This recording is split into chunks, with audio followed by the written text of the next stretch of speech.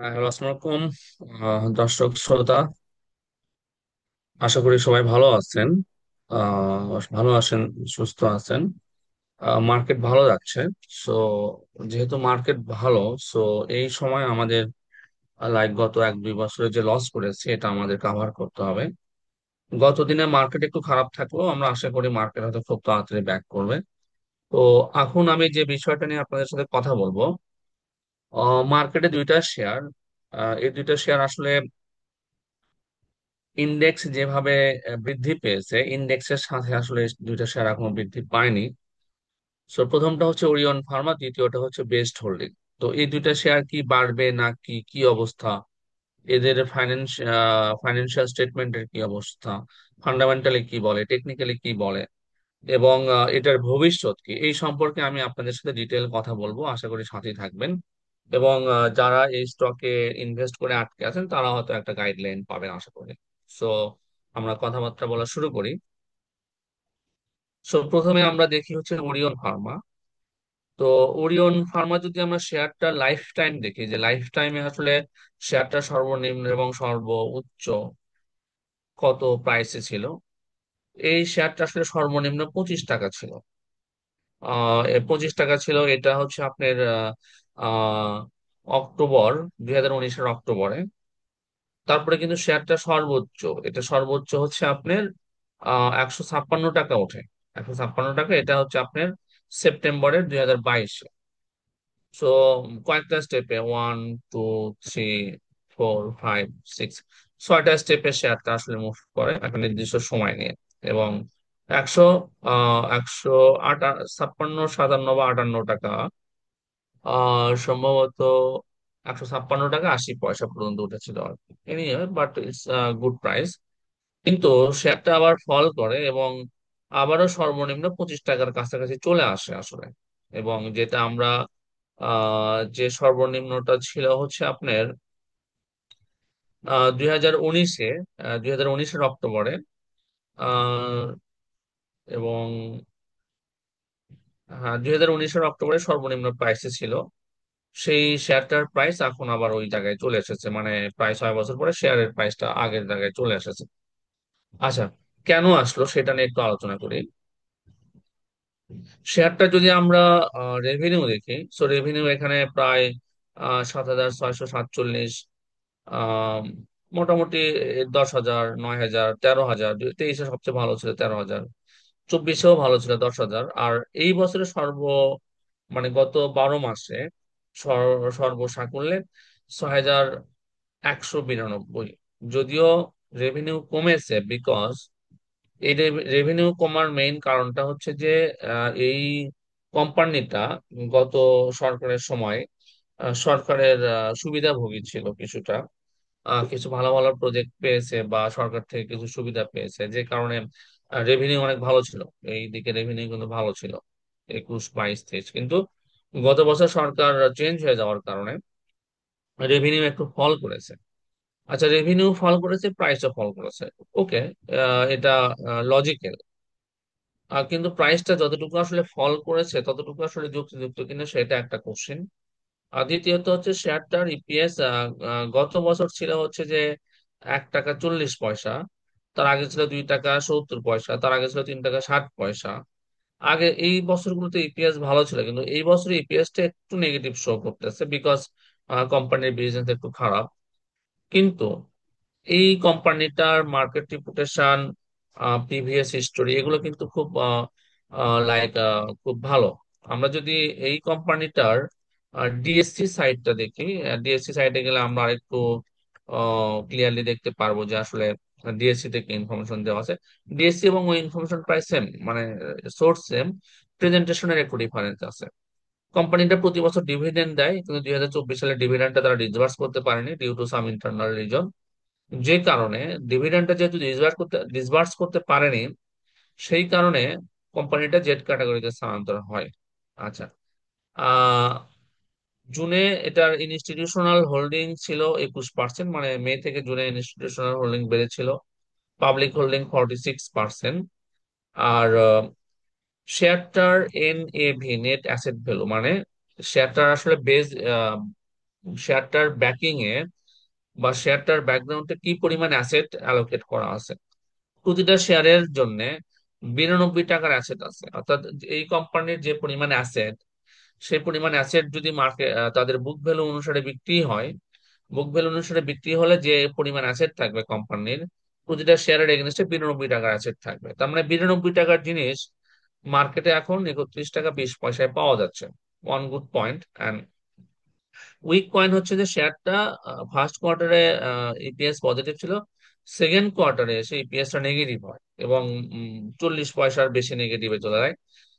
যে কারণে 2 কোয়ার্টার মিলে 20 পয়সা ইপিএস নেগেটিভ থাকে। কিন্তু গুড থিং হচ্ছে যে থার্ড কোয়ার্টারে এসে ইপিএস আবার পজিটিভ হয়, যদিও খুবই কম, মাত্র 2 পয়সা, কিন্তু তারপর পজিটিভ। সো এই যে সেকেন্ড কোয়ার্টার, এই কোয়ার্টারটা সম্ভবত হচ্ছে যে সেপ্টেম্বর থেকে ডিসেম্বর, মানে November, September, October, October November December, October November December 2024, এই সময়ে এই শেয়ারটার যে ইপিএসটা আছে সেই ইপিএসটা নেগেটিভ ইপিএস আছে, বিকজ গত বছরের বিজনেস খারাপ ছিল, কিছুটা লাইক টালমাটাল অবস্থায় ছিল, কিছুটা আনসার্টেনিটি ছিল। কিন্তু পরবর্তী থার্ড কোয়ার্টারে কিন্তু আবার রিকভার করে এবং প্রফিটে চলে আসে, যদিও খুবই অল্প। তো নেক্সট কোয়ার্টারে হয়তো প্রফিট এরকম কিছুটা পজিটিভ ইপিএস আসবে, এবং আলটিমেটলি এখানে যে 18 পয়সা ইপিএস নেগেটিভ শো করা হচ্ছে, তো আমার খুবই স্ট্রংলি বিলিভ যে এই 18 পয়সা নেগেটিভ থাকবে না, বরং পজিটিভ 10 পয়সা বা 20 পয়সা সামথিং এরকম একটা ইপিএস আসতে পারে। আচ্ছা, যদি ইপিএস আসতে পারে এবং এই যে ডিভিডেন্ড যে তারা গত বছর ডিসবার্স করেনি, এবং যদি তারা গত বছরের ডিভিডেন্ডটা ডিসবার্স করে এবছর যদি ডিভিডেন্ড দেয়, যদি ডিভিডেন্ড, আমি শিওর না দিতে পারবে কিনা, কোম্পানির internal situation I am not sure, but যদি কোম্পানিটা গত বছরের ডিভিডেন্ড ডিসবার্স করে এবং এবছরের ডিভিডেন্ড দেয়, তাহলে আমরা যে জায়গায় শেয়ারটার প্রাইস দেখতেছি 31 টাকা, এই 31 টাকায় এই শেয়ারের প্রাইস থাকবে না, বেসড অন প্রিভিয়াস রেকর্ড। এই যে টপ ভ্যালু 157 টাকা, সেটা কনসোলিডেট হয়ে কারেকশন হয়ে কমে গেছে, আগেও কম ছিল, বেড়েছিল, আবারও বটমে চলে আসছে। সো যারা বটম হান্টার, অনেকে শেয়ার মার্কেটে বটম হান্টার, যে সব লোয়েস্ট প্রাইসের শেয়ার কিনে বসে থাকে, তাদের জন্য এটা একটা গুড ইনভেস্টমেন্ট হতে পারে, বিকজ আমি স্ট্রংলি বিলিভ করি যে by today or tomorrow or after some period এটা আবার গেইন করে এবং একটা অ্যাভারেজ প্রাইস টেন্স এই 157 টাকা প্রাইসে না গেলেও, আমি এই জায়গাতে অবশ্যই প্রাইসটা 60 টাকা রেঞ্জে, এই যে এই জায়গাতে আমি অবশ্যই এটাতে মানে একটু জাস্ট মার্কেট সাপোর্টিভ এবং ওদের ইপিএসটা যদি একটু পজিটিভ আসে, তাহলে আমি এই জায়গাতে শেয়ারটার প্রাইস আবার আশা করতেছি। এনিওয়ে, বাট মার্কেটে অনেক কিছু হতে পারে। সো এটা ছিল আমার first share discussion with with fundamental. So fundamental আরেকটা দেখে নিতে পারেন। কোম্পানিটা কিন্তু এখানে রেভিনিউ গ্রো করতেছিল, 20, 21, 22, 23, 24 এই পর্যন্ত কিন্তু রেভিনিউ আপ ট্রেন্ডেই ছিল। শেষের 12 মাসে রেভিনিউটা একটু ডাউন ট্রেন্ডে আছে। আর হচ্ছে যে গ্রোস প্রফিট মার্জিন পজিটিভ ছিল 33%, 24%, 21%। এবং এখানে কিন্তু একটা ভালো জিনিস খেয়াল করতেছি, এই জায়গায় কিন্তু গ্রস প্রফিট মার্জিন গত বছরের থেকে ভালো। সো ওয়ান গুড থিং, যেটা আসলে এই যে এখানে যদি আমরা চার্টে দেখতে চাই, সো চার্টেও ছিল। উম, এই যে এটা হচ্ছে যে প্রফিট মার্জিনের চার্ট, প্রফিট মার্জিন কিন্তু আপ ট্রেন্ডে, প্রফিট মার্জিন আপ ট্রেন্ডে।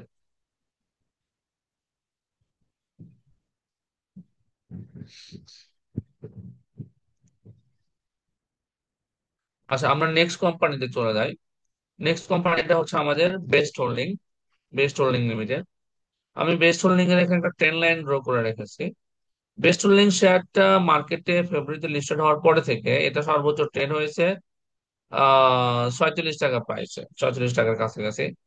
এবং তারপরে থেকে শেয়ারটার প্রাইস গ্রাজুয়ালি কমতেছে কমতেছে কমতেছে। এবং এখানে কিছু মিস কল ছিল, এটা এগুলোকে আমরা মিস সিগন্যাল বলে থাকি আর কি। এখানে কিন্তু বাড়ার মতো একটা সিগন্যাল দিয়েছিল, মনে হচ্ছিল যে এখানে সাস্টেইন করবে, মানে এখানে এটুকু উঠে এইদিকে একটু কারেকশন আবার সাস্টেইন করবে, করেনি, চলে যাচ্ছে। এই জায়গাতে এসে এটা গত জুলাই মাস, এখানেও একটা ধোকা, এখানে আবার মনে হচ্ছিল যে একটা ডাউন ট্রেন্ডের শেয়ার আপ ট্রেন্ডে যাবে, যায়নি। আবারও এখানেও একটা ধোকা। এরকম ধোকা দিতে দিতে আসলে এই শেয়ারের প্রতি বিশ্বাস একটু কমে গেছে, কারণ ধোকা দিতেই আছে। কিন্তু এই দিকে যে লাইক যে গতিতে অথবা যে রেশিওতে শেয়ার প্রাইস কমেছে, এই দিকে এসে কিন্তু সেই রেশিওটা নাই ওখানে, যে খুবই খুবই শার্প একটা ডাউন ট্রেন্ডে ছিল। এদিকে কিন্তু সেই শার্প ডাউন ট্রেন্ডটা নাই, এখানে শেয়ার প্রাইসটা একটু সাস্টেন করার চেষ্টা করেছে 18 টাকা রেঞ্জে, 18 থেকে 19 টাকা রেঞ্জে। এই জায়গায় শেয়ার প্রাইসটা সাস্টেন করার চেষ্টা করেছে, কিন্তু এই গত 3-4 মাসের যে মার্কেট খারাপ ছিল, একটু বেশি খারাপ হয়ে গেছিল, এই বেশি খারাপের কারণে শেয়ার প্রাইসটা আরেকটু ফল করে 14 থেকে 15 টাকা রেঞ্জে চলে আসে। এবং এখানে এসে কিন্তু যদিও একটা positive trend up trend show করতেছে, কিন্তু স্টিল লাইক স্টিল আরেকটু কনফার্মেশন দরকার আছে। কিন্তু থিং হচ্ছে যে প্রাইস স্টে করতেছে, কিন্তু প্রাইস বাড়েনি এবং বটমে স্টে করতেছে। তো যদি শেয়ারটার এখান থেকে আপ ট্রেন্ডে যায়, তাহলে অনেকেই একটা ভালো গেইন করার সুযোগ পাবে যদি এই বটম লেভেলে শেয়ার প্রাইসটা সংগ্রহ করে থাকে। স্টিল এটার like up trend not sure, আর একটু সময় দিতে হবে আমাদেরকে।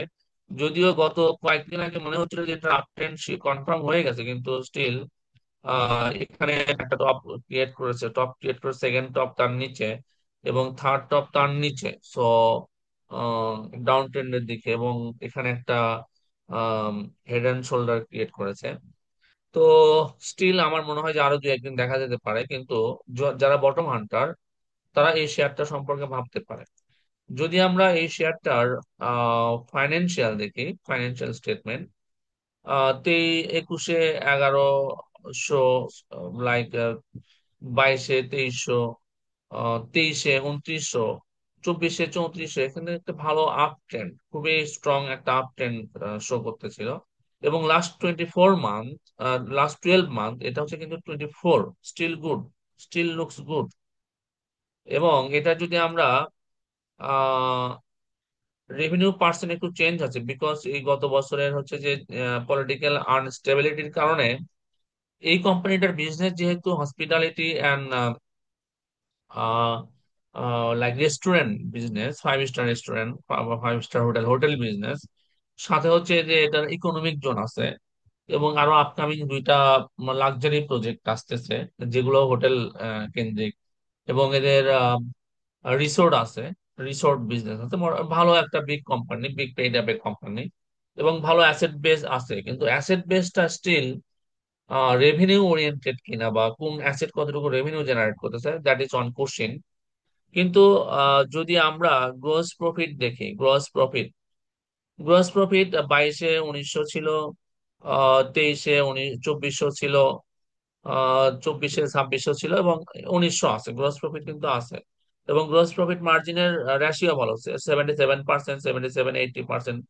গ্রোস প্রফিট মার্জিন যেটা আমরা বলি, গ্রোস প্রফিট মার্জিন কিন্তু খুবই ভালো, বিকজ এদের ফিক্সড এক্সপেন্স কম, এদের যেহেতু হোটেল বিজনেস, তো কারেন্ট এক্সপেন্স বেশি। এবং অন্যান্য এক্সপেন্স বাদ দেওয়ার পরে operating margin 33%, so which is still good, 33% operating margin. এবং শেষে নেট ইনকাম স্টিল পজিটিভ, 627। গত বছর 1400 ছিল, তার আগে 1000 ছিল, 400 ছিল, still net income positive, but গত বছরের থেকে একটু কম, মানে 50%-এর মতো কম, বিকজ গত বছরের বিজনেস ভালো হয়নি, মানে যে বছর চলতেছে বছরের বিজনেস ভালো হয়নি। এবং ইপিএস পজিটিভ, 60 পয়সা। এটা ছিল 1 টাকা 40 পয়সা, গত বছর ইপিএস ছিল 1 টাকা 40 পয়সা, এখন এটা শো করতেছে 60 পয়সা।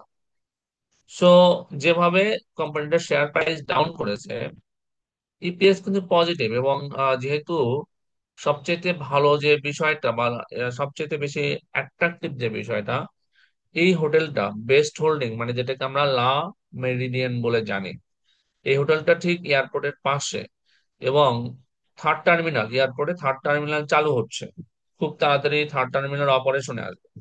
সো থার্ড টার্মিনালের পাশে হওয়ার কারণে সবচেয়ে কনভিনিয়েন্ট প্লেসে এবং সবচেয়ে লুক্রেটিভ প্লেসে হোটেলটা, যখন আমাদের গেস্ট, ফরেন গেস্টের সংখ্যা একটু বাড়বে, দেশের পলিটিক্যাল অবস্থা একটু স্থিতিশীল হবে, বিশেষ করে নির্বাচন আসতে আসতে সামনে, আমরা একটা পজিটিভ পলিটিক্যাল ইনভারনমেন্টের দিকে যাচ্ছি, একটা পলিটিক্যাল গভর্নমেন্ট খুব তাড়াতাড়ি আশা করতেছি। যে আনস্টেবিলিটি, পলিটিক্যাল আনস্টেবিলিটি যেটা, সেটা রিমুভ হয়ে যাবে। ফরেন ইনভেস্টর তারা আবারও হয়তো দেশের প্রতি ইনভেস্টমেন্ট শুরু করবে, এদিকে বাংলাদেশে আসা শুরু করবে, এবং হোটেলে গেস্টের সংখ্যা বাড়বে, এই কোম্পানির ইনকামও বাড়বে। তো সবকিছু মিলেই আমি এই কোম্পানিটার সম্পর্কে, যদিও পেইড আপ অনেক বেশি, মানে এই কোম্পানিটার পেইড আপ অনেক বেশি, কিন্তু তারপর যে প্রাইসে এখন স্টে করতেছে, এই যে 16 টাকা, এটা গুড ফর ইনভেস্টমেন্ট। এই 16 টাকা গুড ফর ইনভেস্টমেন্ট, এবং কোম্পানিটা একটু গতি পেলে আবারও তার আগের অবস্থায় এই জায়গাতে 31 টাকা 30 টাকা এই জায়গাতে আসার একটা সম্ভাবনা আছে, বাট সময় নেবে, অনেক সময় নেবে। আর আরেকটা বিষয় হচ্ছে যে এই শেয়ারটাতে ইনস্টিটিউশনাল যে ইনভেস্টমেন্ট, ইনস্টিটিউশন গুলো 35 টাকা করে শেয়ার কিনেছে। যে আমরা যে প্লেসমেন্ট শেয়ার বলি, ইনস্টিটিউশনের জন্য যে প্লেসমেন্ট শেয়ার দেওয়া হয়, এটা ইনস্টিটিউশন 35 টাকা করে কিনেছে, এবং ইনিশিয়াল পাবলিক অফারিং যেটা আইপিও, এই প্রাইস ছিল 24 টাকা। সো স্টিল এই 24 টাকা, এবং তার থেকে অনেক নিচে এখন মার্কেট প্রাইসটা, তার থেকে নিচে অ্যাটলিস্ট 24 টাকা তো যাওয়া উচিত, বিকজ এটার অফারিং ছিল 24। এই যে এই জায়গাতে অবশ্যই যাওয়া উচিত। তো যাক, এটা হচ্ছে total scenario.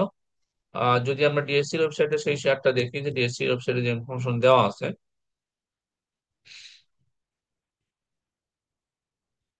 Best holding, best holding গত বছর 10% ডিভিডেন্ড দিয়েছিল এবং ডিভিডেন্ড ডিসবার্স করেছে। রিজার্ভ আছে প্রায় 47, প্রায় এত মিলিয়ন, তার মানে 4,637 কোটি টাকা রিজার্ভ আছে। 4,637 কোটি টাকা রিজার্ভ আছে কোম্পানিটার। আর ইপিএস পজিটিভ, মাঝখানে নেগেটিভে যায়নি।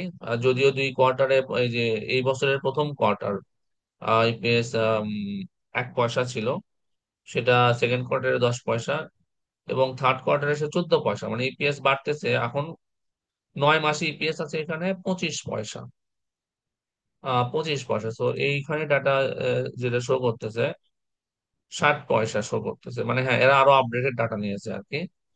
তো 60 পয়সা ইপিএস ওখানে শো করতেছে, এখানে 25 পয়সা, মানে এটা হয়তো নেক্সটে 80 পয়সা। মানে যদি আমরা 4 কোয়ার্টারের ইপিএস ধরি, নেক্সট ডিভিডেন্ড ডিক্লারেশন আসবে, যদি কোম্পানিটা 10% ডিভিডেন্ড দেয়, মানে এই ক্যাটাগরিতে বিলং করে, এই ক্যাটাগরিতে আছে, এবং যদি এই শেয়ারটা এই ক্যাটাগরি ধরে রাখতে পারে, তাহলে এই শেয়ারটা 25 টাকা প্লাস আমরা আশা করতে পারি। এখন এটা just based on provided information, এবং based on chart. Market performance, market support, so এগুলো খুবই ম্যাটার করে। মার্কেট যদি আপ ট্রেন্ডে থাকে, সো শেয়ারের প্রাইস এমনিতে আপ ট্রেন্ডে যাওয়ার কথা। তারপরে যখন অন্যান্য জায়গায়, যেমন ব্যাংক সেক্টর, অন্যান্য সেক্টর অনেকটুকু বেড়ে গেছে, কোনো কোনো ব্যাংক 30% 40% করে বেড়েছে, সো ওই দিক থেকে যখন মানুষ টাকা প্রফিট নিয়ে ক্লিয়ার করবে, তখন লো প্রাইস শেয়ার খুঁজবে, এবং সেক্ষেত্রে এই শেয়ার হয়তো একটা টার্গেট শেয়ার হতে পারে আর কি। সো এইটা হচ্ছে আমার আজকের ডিসকাশন। সো ভালো থাকবেন সবাই, আবারও কথা হবে। এবং যদি আপনাদের কোনো কোশ্চিন, কোয়ারি, বা কোনো স্পেসিফিক স্টক সম্পর্কে জানতে চান, অথবা যদি কোনো স্পেসিফিক থিং মনে হয় যে you want to know from like technically এবং financially, fundamentally, so you can ask me, so obviously I will respond. ধন্যবাদ সবাইকে, ভালো থাকবেন।